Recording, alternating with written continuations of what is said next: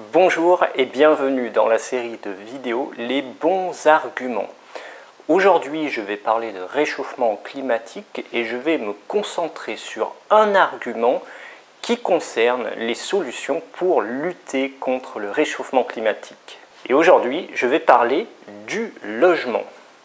Si vous voulez aller plus loin dans votre apprentissage pour préparer le DALF ou le DELF, vous pouvez vous rendre sur mon site www.luquet.com.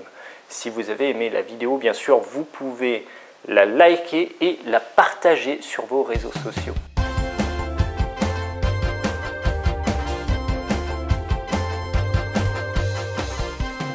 Le réchauffement climatique, on l'aura vu lors des précédentes vidéos, c'est vraiment un phénomène qui est lié à notre activité humaine. Alors on l'a vu, l'activité économique en particulier est intimement liée au phénomène de réchauffement climatique.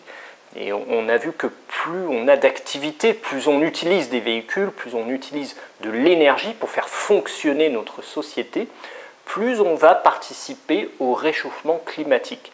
Alors pour lutter contre ce réchauffement climatique, il serait visiblement de bon ton de diminuer notre activité humaine et donc notre activité économique.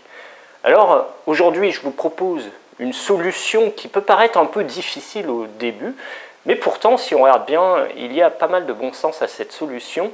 Cette solution concerne le logement. Le logement, comme vous le savez, lorsqu'on construit un logement, on va avoir besoin de voitures pour acheminer les matériaux depuis l'usine jusque sur le chantier. Que ce soit une maison ou un appartement d'ailleurs, ça peut être un bâtiment avec plusieurs appartements, ce sera la même chose. Et puis pour fabriquer ces matériaux, on va avoir besoin d'énergie pour faire tourner les usines. Donc on le voit déjà, pour la construction du logement en lui-même, on a besoin d'une certaine quantité d'énergie et donc on a besoin d'alimenter le phénomène du réchauffement climatique. Dans ces conditions, on pourrait se dire que si on réduit la taille des logements, on va diminuer la quantité d'énergie qui est nécessaire à la fabrication d'un logement. Alors, si vous êtes un couple qui habitez dans un logement de 250 mètres carrés, il y a peut-être quelques questions à se poser et peut-être que votre logement est beaucoup trop grand. Évidemment, si votre logement est déjà construit et que vous habitez à l'intérieur, peut-être qu'il serait de bon ton de partager votre logement avec un colocataire ou plusieurs colocataires si c'est vraiment très grand. Aussi, si vous voyez qu'il y a des pièces qui ne vous servent à rien dans votre logement, pourquoi ne pas chercher un colocataire et habiter avec lui ou avec elle? Non seulement en prenant des habitants qui viennent chez vous, vous allez pouvoir faire quelques économies substantielles, vous allez ensuite pouvoir lutter efficacement contre le réchauffement climatique car cette personne n'aura pas à faire construire un nouveau logement. Par ailleurs, l'utilisation de votre logement consomme également de l'énergie. Vous avez besoin d'électricité pour chauffer, pour allumer la lumière, pour rafraîchir si vous êtes dans une région chaude. Et tout ça, si vous êtes plusieurs dans le logement, vous allez partager cette utilisation de l'énergie et ainsi vous allez vraiment réduire votre participation au réchauffement climatique.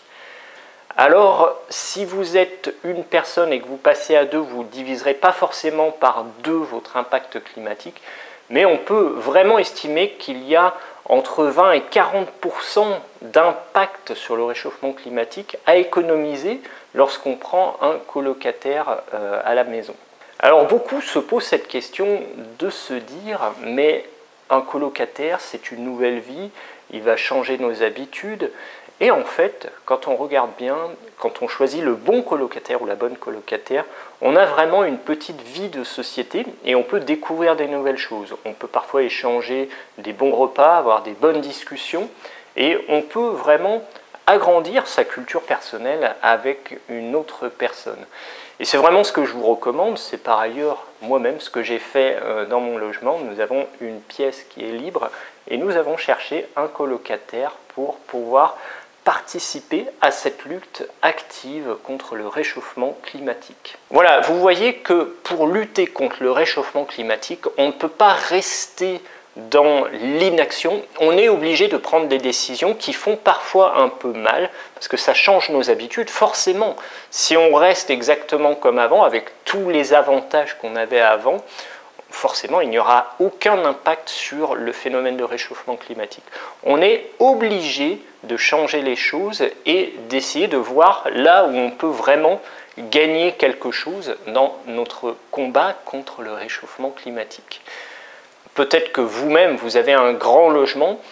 Nous pouvons estimer qu'entre 20 et 30 mètres carrés par personne, c'est assez pour vivre tranquillement.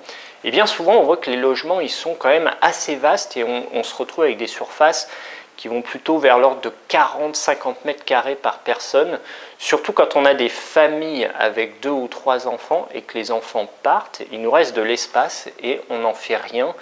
Donc peut-être qu'ici, il y a à travailler pour pouvoir occuper l'espace de manière intelligente et de façon à pouvoir combattre notre plus grand ennemi de ce siècle, le réchauffement climatique.